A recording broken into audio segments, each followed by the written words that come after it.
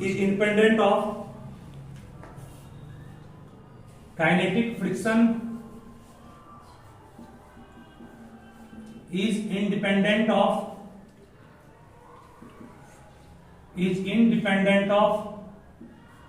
area of contact is independent of area of contact. उसके बाद फिर लिखो next number 2 point kinetic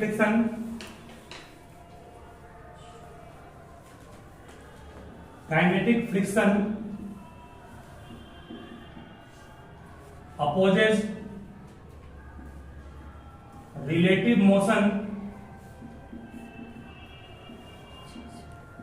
Kinetic friction opposes relative motion of body.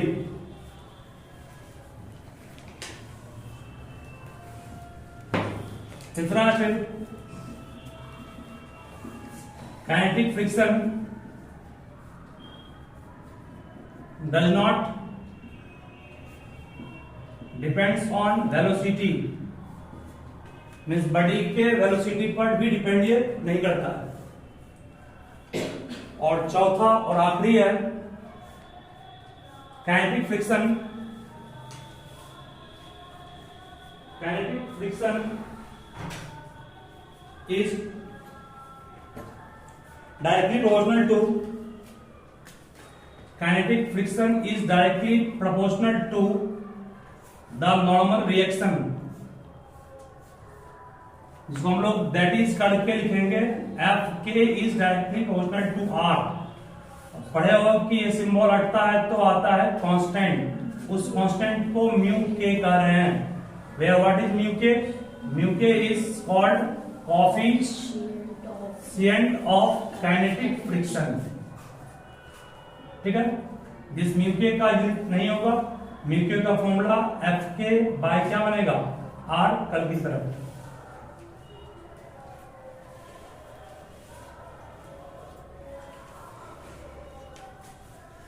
चलिए हो गया क्लियर ना?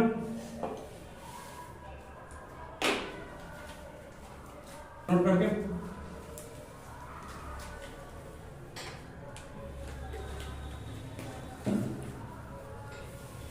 हम कर दिए हम एफ एस मैक्स छोटा या एफ मैक्स एक्स बड़ा होता है किससे? एफ कैसे? अब यहां पर एफ एस मैक्स को लिखा है तो क्या होता है? म्यू एस इंटू आर, और ये क्या होगा? म्यू के into are.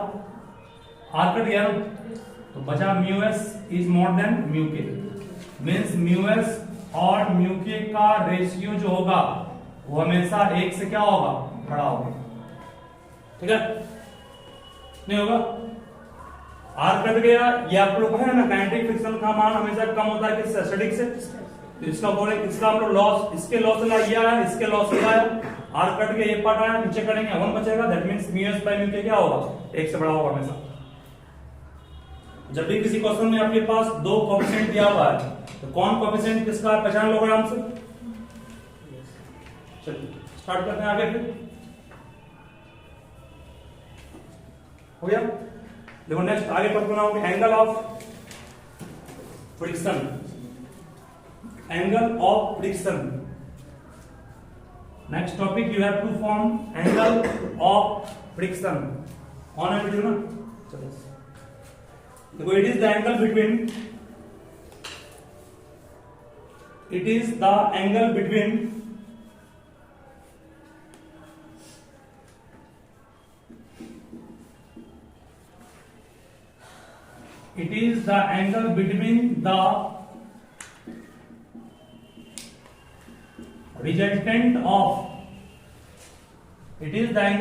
the resultant of limiting friction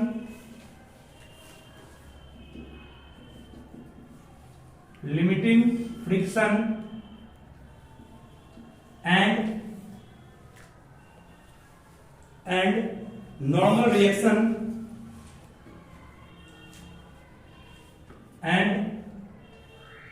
normal reaction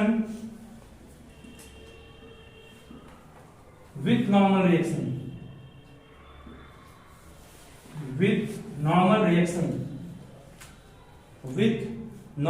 reaction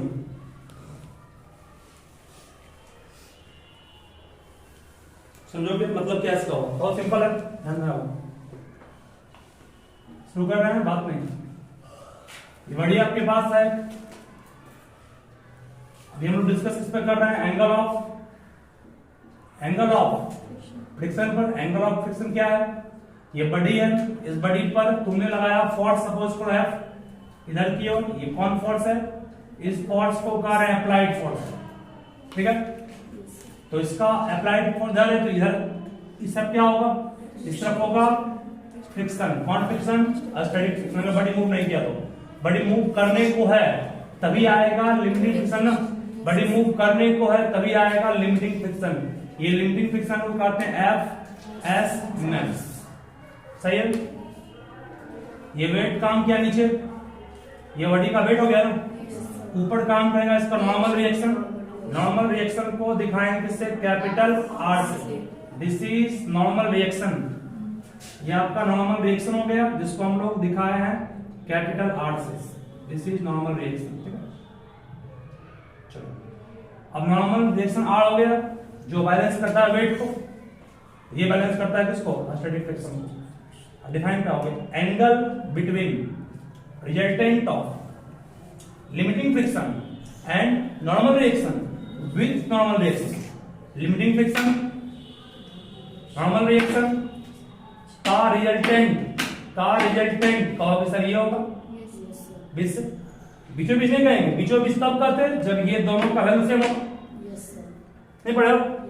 ये दोनों वेक्टर का वैल्यू सेम होगा तो 45 कहते हैं। बिल्कुल बीच में तब कहते हैं, लेकिन बीच में कहेंगे बिटवीन, मतलब दोनों के बीच कहीं 30 या 60 कुछ होता है। कब कहेंगे? जब दोनों का वैल्यू क्या डिफरेंट हो। तो angle between resultant of means ये क्या है? रिजल्टेंट है किसका?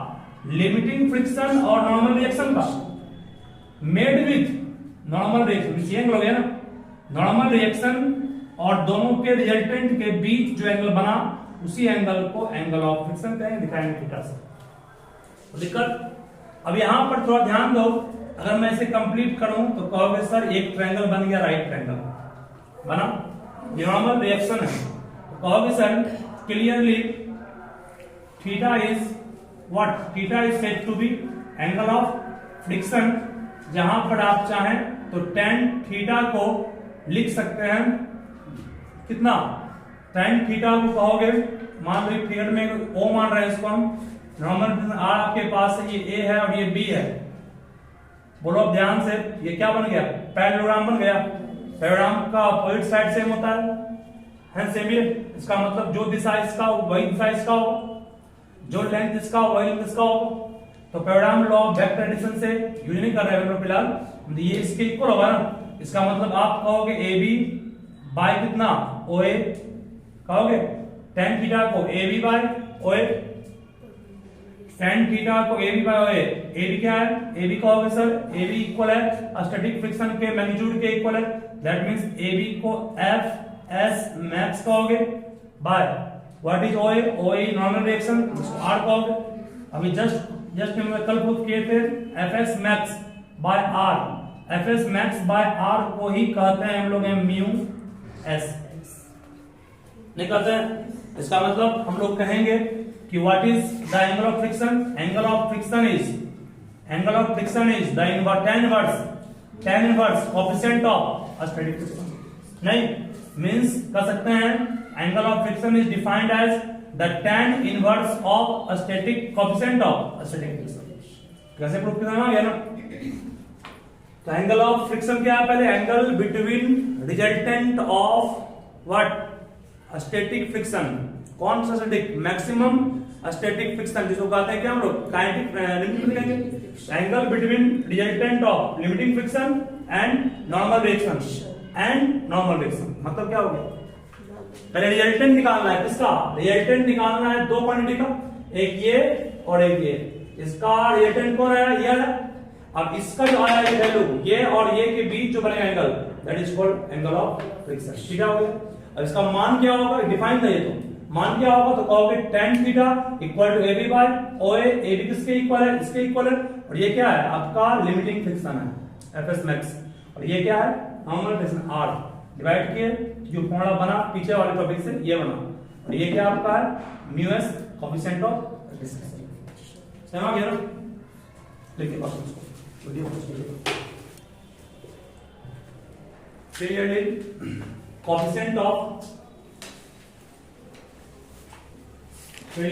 coefficient of a static friction is tangent of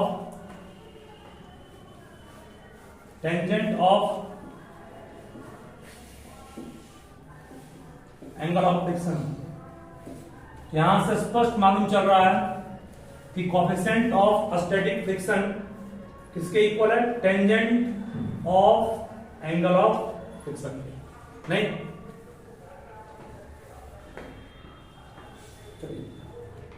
ये एंगल ऑफ फ्रिक्शन हुआ। नेक्स्ट आ गया angle of repose. Angle of repose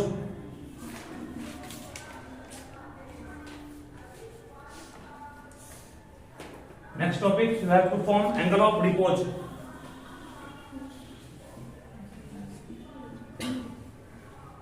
angle of repose, शांत रहो, ये होता क्या पहले ध्यान दीजिएगा।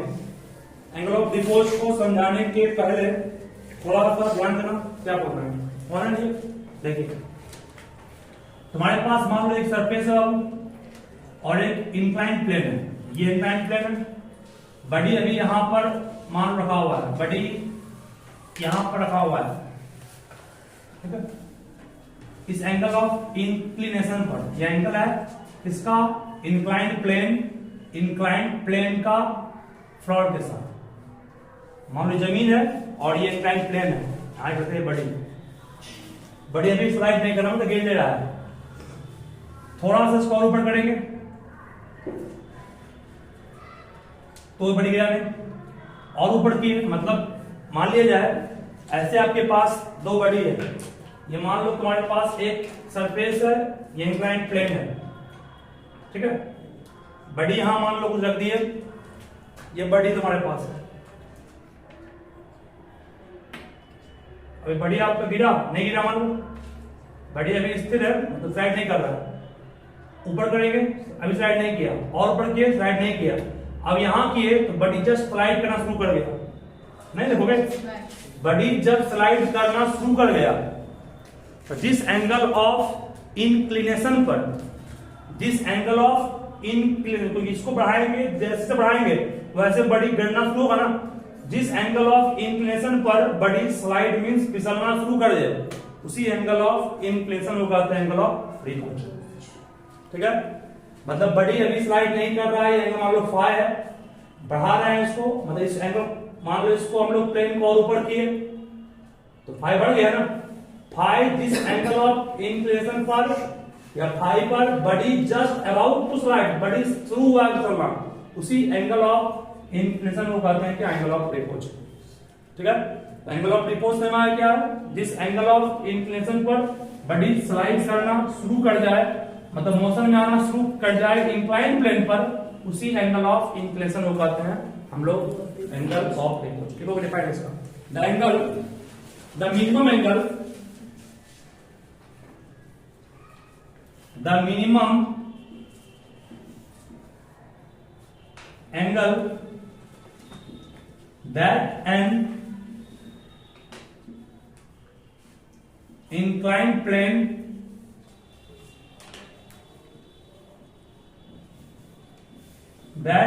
inclined plane makes with horizontal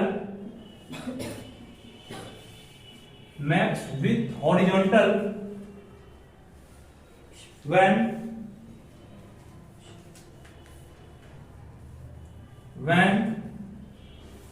body placed on it just begins to slide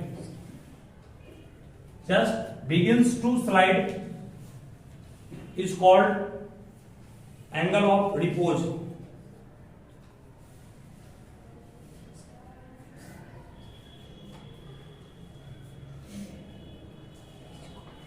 Is called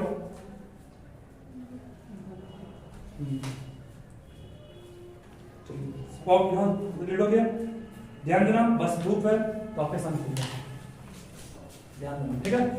जिस एंगल ऑफ इंक्लिनेशन पर हुआ कम से कम एंगल ऑफ इंक्लिनेशन जिस पर की बॉडी स्लाइड करना शुरू कर जाए वही एंगल ऑफ रिपोज। बिल्कुल ध्यान देना, बहुत इसका प्रूफ भी थोड़ा डिफरेंट है। ये फ्लोर है बाबू, ये इंक्लाइंड सरफेस है, दिस इज फ्लोर या इसको कहते हैं हॉरिजॉन्टल सरफेस। ये बॉडी है, इस बॉडी का मास तुम मान लो m है, इस बॉडी का मास हमने मान लिया m, ठीक है। इस एंगल को एंगल ऑफ क्या कहेंगे, रिपोज फाई कर दिए, जिस पर बॉडी स्लाइड करना शुरू करेगा। इस पर कौन कौन सा फोर्स काम कर रहा है, एक तो वेट काम कर रहा है, ऐसे या ऐसे वेट काम करता है बिल्कुल वर्टिकली डाउनवर्ड, पता है, this is weight named was mg और इसका मास है, ठीक है। इधर काम कौन किया होगा, इधर काम किया तुम्हारा फ्रिक्शन, इधर काम किया मोशन इसका, और नॉर्मल रिएक्शन सरफेस के हमेशा पड़े क्या होता है, perpendicular, this is normal reaction R, सही है। ये आपका नॉर्मल रिएक्शन आर हो गया जो बिल्कुल परपेंडिकुलर होगा, वेट काम किया आपका इस तरह से। अब यहां पर थोड़ा ध्यान देना, ये एंगल, ये कंपोनेंट और ये कंपोनेंट, तो ये कंपोनेंट क्या होगा, जब बॉडी स्लाइड करना शुरू होगा, जब बॉडी मोशन में आना शुरू होगा, शुरू होने वाला है मतलब, तब जो फ्रिक्शन काम करता है उसको कौन फ्रिक्शन कहते हैं, उस फ्रिक्शन को याद करो क्या कहे थे, मैक्सिमम स्टैटिक फ्रिक्शन, जिसको कहते हैं लिमिटिंग फ्रिक्शन, इसको दिखाते हैं एफएस मैक्स, सही है क्या। बॉडी जब फिसलना शुरू किया, मोशन में आना शुरू हुआ, तब जो फ्रिक्शन होगा वो मैक्सिमम, उसी मैक्सिमम फ्रिक्शन को ही कहते हैं ना स्टैटिक मैक्सिमम वैल्यू, इसको कहते हैं लिमिटिंग फ्रिक्शन। यही लिमिटिंग फ्रिक्शन है, लिमिटिंग फ्रिक्शन ये हो गया। ये क्या आपका बॉडी का वेट काम किया, और नॉर्मल रिएक्शन जो होता है वो हमेशा सरफेस के परपेंडिकुलर, मतलब ये एंगल 90 यहां बन रहा है, ठीक है, ध्यान अच्छे से।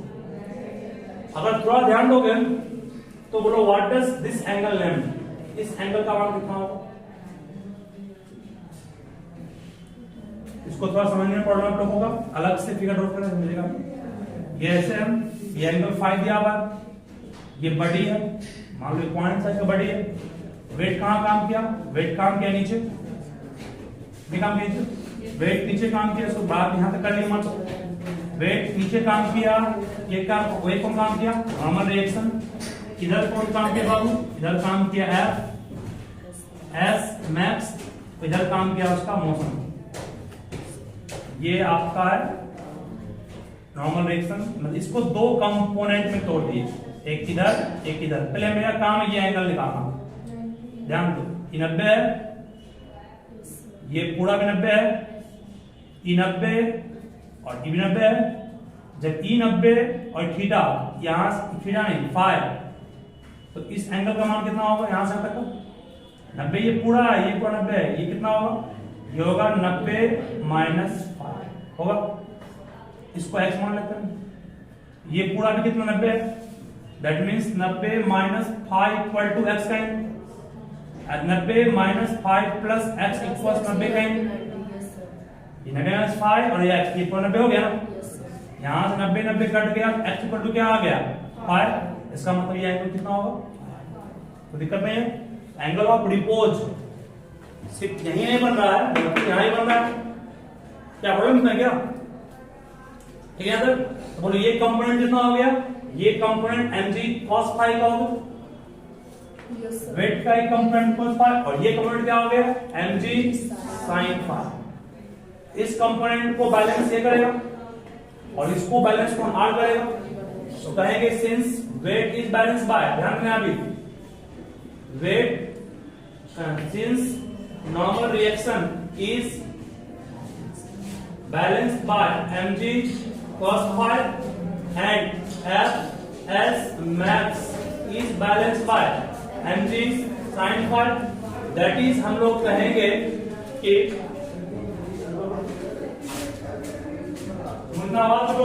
इसके बाद फिर हम लोग बात करें R इक्वल टू कितना हो गया mg cos phi ना, बैलेंस कर रहा तो, और आपके पास R equal to mg cos phi, तो Fs max इक्वल टू कितना हो गया mg sin phi। अगर हम दोनों को डिवाइड करें, मतलब डिवाइडिंग 2 by 1, 2 में 1 से भाग देंगे, क्या आएगा Fs max ऊपर आएगा बाय कितना R इक्वल टू mg साथ sin phi by cos phi tan phi, और हम जानते हैं Fs max by R को फिर क्या करते हैं, वही म्यू s करते हैं, नहीं करते हैं। तो एंगल ऑफ रिपोज का भी फॉर्मूला सेम वैसा ही आ गया, नहीं आ गया जो वहां पर आया, सेम आ गया।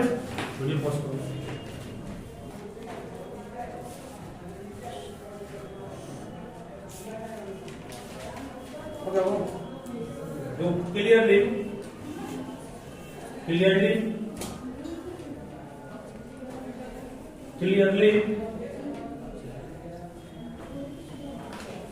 the angle of repose,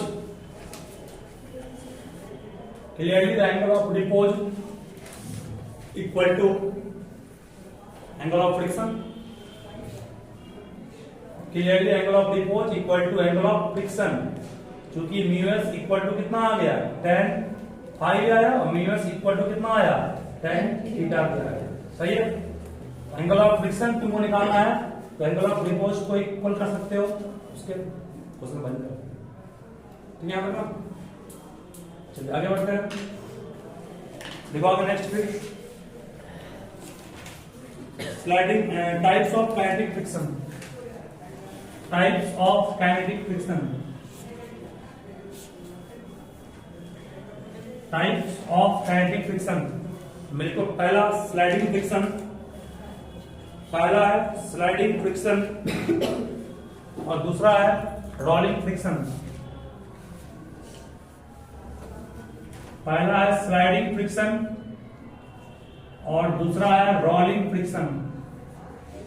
मतलब तुम्हारा kinetic friction means body motion में दो तरह से आ सकता है, या तो रोल करके जाए व्हील की तरफ, चक्के की तरफ, क्या जिससे चक्का रोल करता है वैसे जाए, या कोई बॉडी को आप घसीट रहे हैं रॉप के थ्रू, इसको कहेंगे स्लाइडिंग, ये क्या होगा रोलिंग। फ्रिक्शन दो टाइप का हुआ, एक स्लाइडिंग और एक रोलिंग हो गया। ये दोनों टाइप किसका है, काइनेटिक का ही है, तो दोनों में बॉडी का मोशन ही होगा। अब यहाँ पर जिस तरह से आप लोग लॉ पढ़े हैं किसका, लिमिटिंग फ्रिक्शन, लॉ पढ़े हैं काइनेटिक, उस तरह से लॉ ऑफ रोलिंग फ्रिक्शन भी है।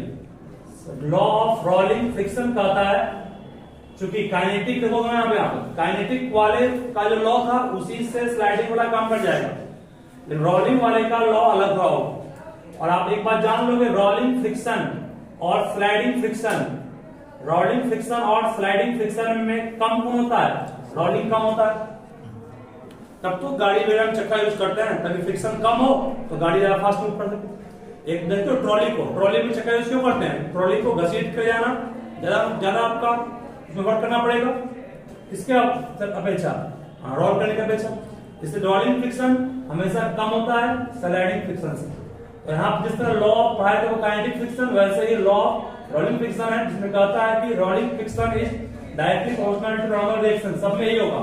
और दूसरा लॉ इसका है कि rolling friction is inversely proportional to the radius of wheel, मतलब rolling friction is inversely proportional to radius of wheel. R क्या है, रेडियस ऑफ व्हील, चक्के का रेडियस, चक्का का रेडियस छोटा होगा तो समझ जाओ उसका फ्रिक्शन क्या होगा, कम होगा।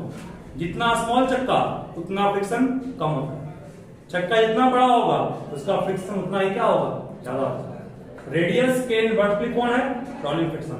और दोनों को मिला दें तो कंबाइनिंग 1 and 2, कंबाइनिंग करेंगे 1 और 2 को, तो कहोगे सर बनेगा F R directly R by R R यहाँ नॉर्मल रिएक्शन है, ये आर क्या है, ये आर को नॉर्मल रिएक्शन कर रहे हैं ना, और ये स्मॉल आर क्या है, स्मॉल आर आपका रेडियस ऑफ व्हील है। तो रोलिंग का टर्म व्हील यूज करता है, चक्के में यूज करता है। यहाँ पर सिंबल हटेगा तो एक कांस्टेंट आएगा, उस कांस्टेंट को जिस तरह म्यू एस कहते थे, म्यू के कहते थे, यहाँ आएगा म्यू आर क्या हो गया, coefficient of rolling friction. What is mu R, where mu R is called coefficient of rolling friction. ठीक है, ठीक है ना, कहना भी आपको पढ़ना नहीं, एनसीईआरटी में दिया हुआ टॉपिक नहीं है,